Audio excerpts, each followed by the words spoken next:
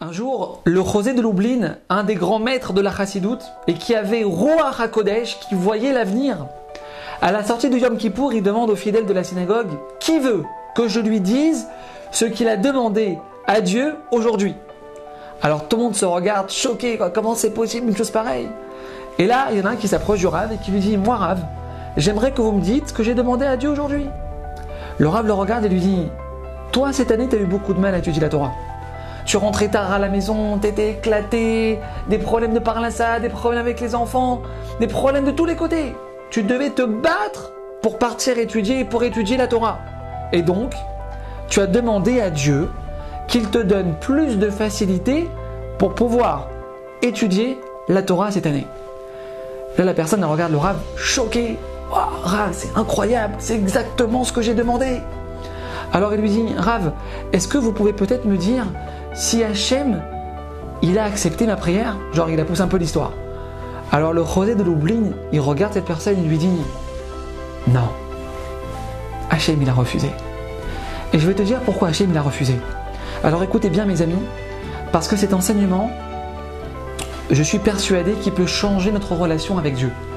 Il lui dit « Sache que ta petite étude de Torah quotidienne, que tu fais au prix de grands efforts, aux yeux de Dieu, elle a beaucoup plus de valeur que plusieurs heures de Torah que tu feras dans la tranquillité tous les jours. » Mes amis, c'est un des plus grands principes de notre Torah, ce que je vais vous dire maintenant.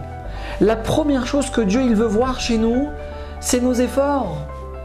Nos sages nous disent, écoutez bien, qu'une bonne action qu'on fait avec difficulté, avec effort, écoutez bien, elle vaut plus que 100 mitzvot qu'on accomplit facilement et sans effort. Tes copines, elles sont toutes en pantalon. Et toi, tu es la seule à te battre pour mettre des jupes, pour avancer. Tu es seule comme ça pour essayer de te rapprocher d'Hachem. Tu es toute seule. Ta famille, elle te refroidit sans arrêt. Tes copines, elles se moquent de toi. Allez, vas-y, arrête avec tes jupes. Arrête avec ta tsniout. On est jeunes.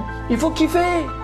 Mes amis, à ce moment-là, il faut savoir que derrière cette difficulté, derrière cet effort, se cache une récompense que personne au monde ne peut s'imaginer. Parce que Dieu nous récompense uniquement selon nos efforts.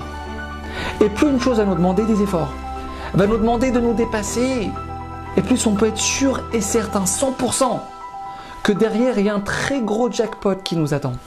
Mes amis, si on a bien compris cette logique, si on l'assimile, on ne pourra plus jamais baisser les bras devant une difficulté.